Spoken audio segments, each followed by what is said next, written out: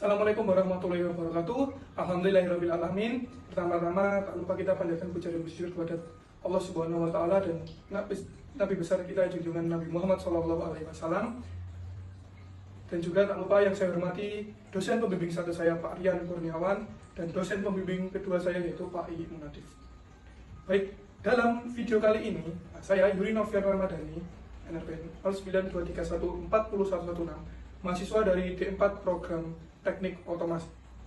Pada video ini, seperti yang terlihat pada layar, saya akan menjelaskan tentang bagaimana alat saya bekerja seperti itu.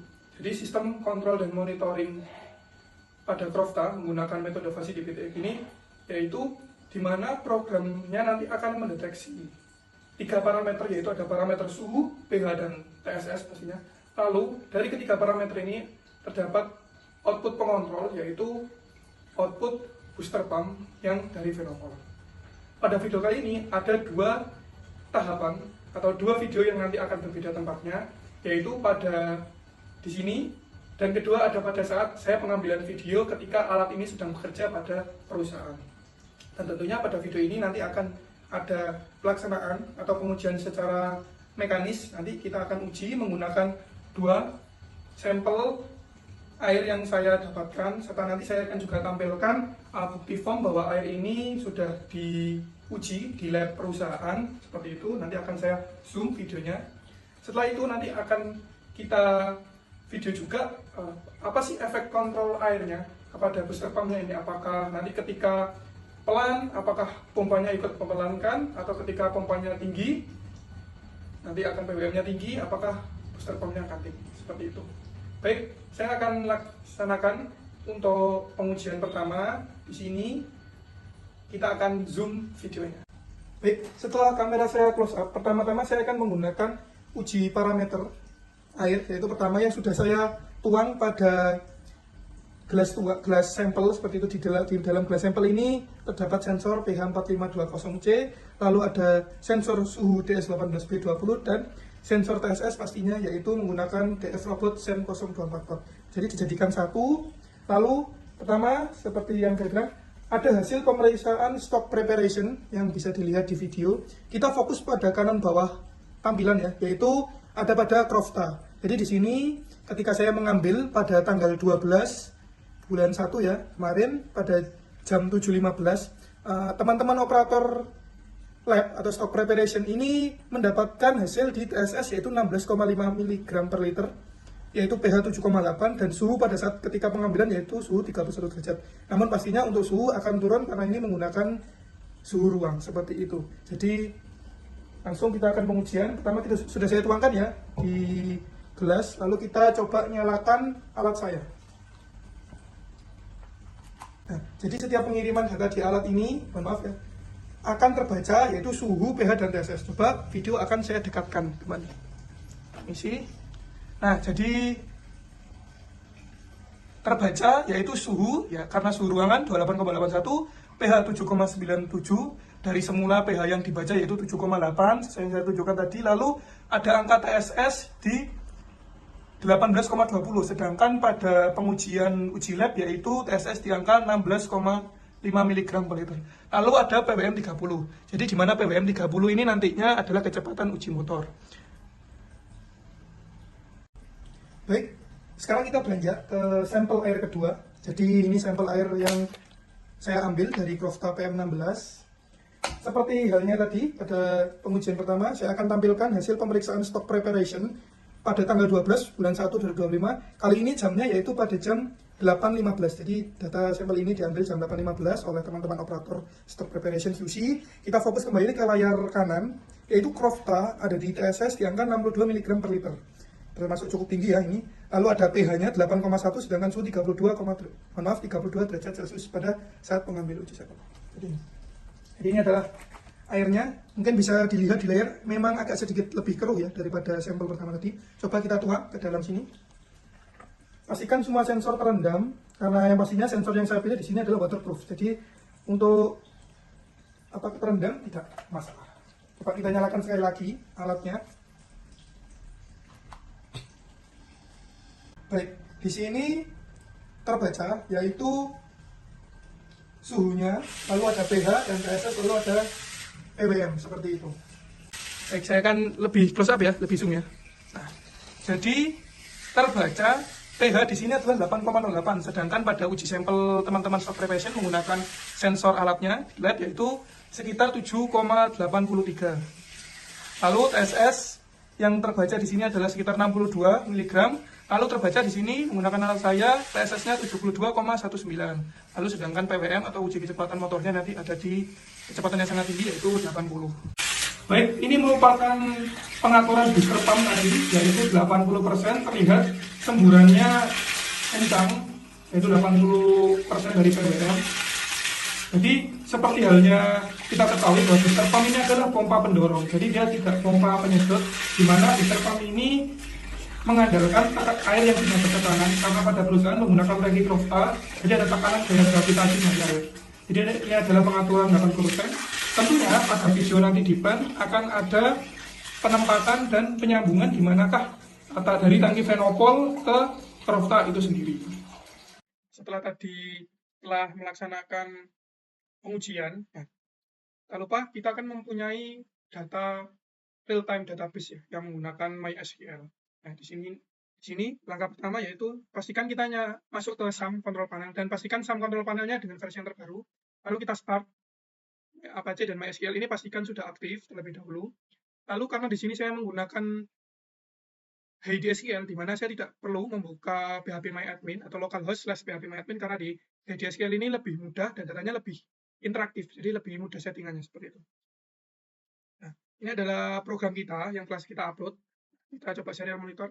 Kita pastikan data ini sudah terkirim. Nah, dilihat data terkirim ya tadi ya, yang percobaan menggunakan TSS yang sekitar 78-80 tadi, data berhasil dikirim, berarti otomatis data ini sudah bisa atau sudah terupdate ke phpMyAdmin atau MySQL kita, sudah tersimpan pastinya. Lalu kita buka HeyDSQL, kita open saja di sini.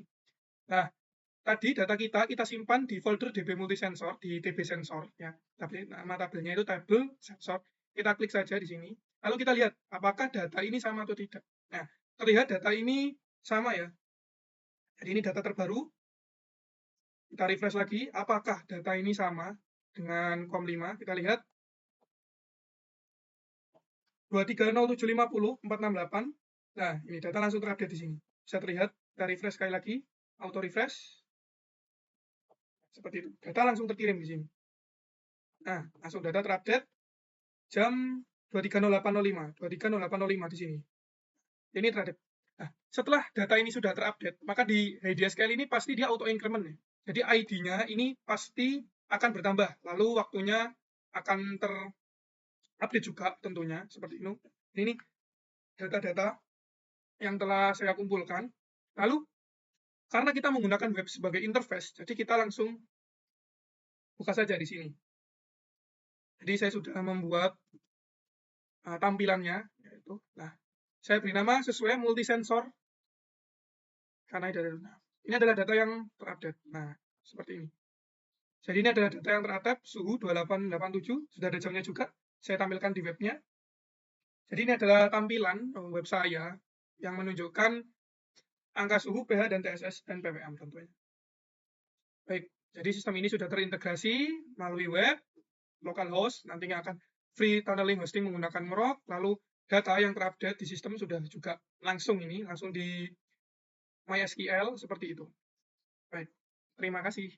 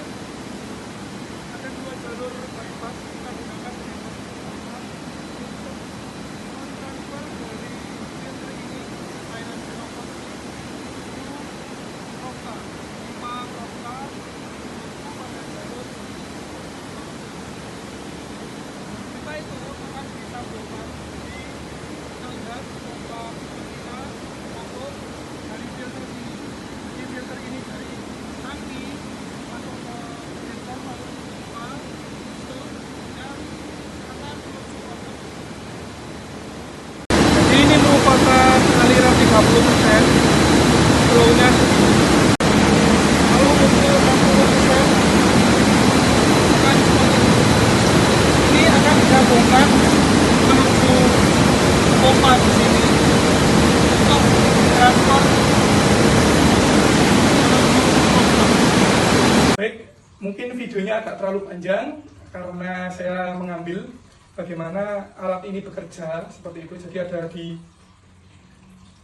ruangan seperti ini, lalu kedua ada di lapangan. Jadi memang alat ini, alat yang saya gunakan bekerja. Namun ada beberapa kendala yang akan saya sampaikan pada video kali ini. Tentunya yaitu yang pertama, penggunaan sensor-sensor yang saya gunakan ini yaitu tipikal jenis sensor yang menggunakan tegangan dan tingkat keakurasiannya tidak begitu presisi seperti itu. Itu yang pertama. Kedua, karena alat sensor ini memang digunakan untuk project seperti itu, jadi memang dikatakan belum sangat proper ya bahkan ya untuk digunakan. Namun untuk sekedar kontrol dan monitoring sederhana, alat ini sudah sangat mencukupi. Ketiga, yaitu ada penggunaan aktuator yaitu booster pump, di mana kedepannya ketika penempatan alat ini ditempatkan atau digunakan, diimplementasikan di perusahaan saya, mungkin akan menggunakan pompa yang berdaya lebih besar sehingga monitoring dan kontrolnya sangat efisien seperti itu. Jadi saya rasa cukup. Terima kasih sekali lagi kepada dosen-dosen pembimbing saya, yaitu dosen pembimbing 1 Bapak Rian Kurniawan dan Bapak dosen pembimbing 2 Bapak Imunadif. Lalu ada dosen-dosen penguji juga. Terima kasih atas masukan dan revisi yang telah diberikan, sangat membantu kepada saya. Dan pada video kali ini juga saya ucapkan banyak terima kasih kepada teman-teman perusahaan yang sangat mendukung saya. Lalu ada teman-teman dari teman-teman kampus juga tentunya sudah sangat support seperti itu. Mungkin saya akhiri video kali ini. Wassalamualaikum warahmatullahi wabarakatuh. Terima kasih.